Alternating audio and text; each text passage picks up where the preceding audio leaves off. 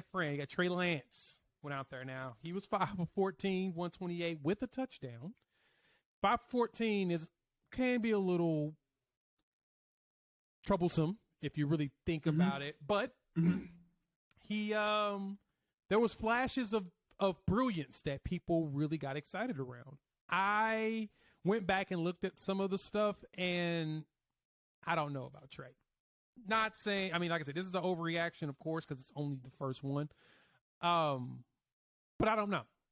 That game didn't tell me anything that I didn't already know. He looked like a quarterback that has only thrown 20 passes in 2 years.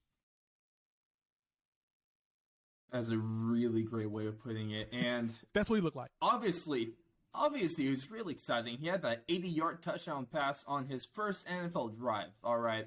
So obviously that's going to really excite someone if you're a Trey Lance supporter or if you're just a 49ers fan in general. Right. But when the quarterback that you just cut in Josh Rosen has a better completion percentage than you do, you might have to take a look at that, and especially if you take away from the 80-yard touchdown pass. So just that, pretend like that wasn't the game. He's 4 for 13.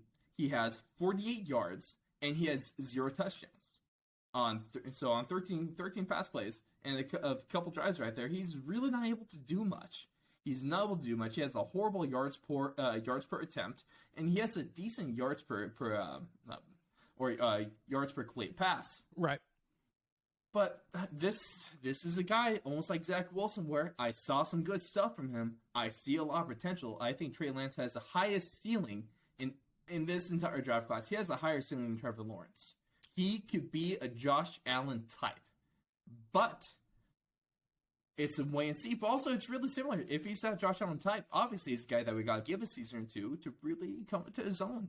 With the jump, we'll see. I think Trey Lance, he definitely plays a lot of games this year. Jimmy Garoppolo is not the future quarterback. It's blatantly obvious. The writing has been on the walls for a year now. Yeah. But it might be a thing where hopefully it gets good enough to where they can put him in after the bye week.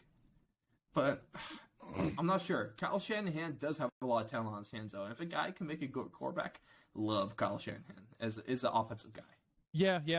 Having Shanahan as his coach to me is kind of the cheat code. It's kind of like Patrick Mahomes and Andy Reid. That helps a lot because of that offensive mind, him being truly a genius. I think that Shanahan can be a genius. He was able to get Matt Ryan a MVP, and that tells you a lot. Don't disrespect my boy Matty Ice, okay? Hey, Shanahan got him that MVP. I'm just gonna put it that way. Hey, but Shanahan also almost had him a Super Bowl, but he blew it.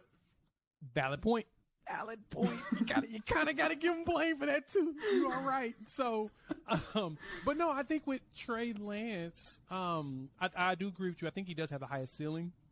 I don't know what his floor is, though. I am concerned he has the lowest floor. Lowest floor.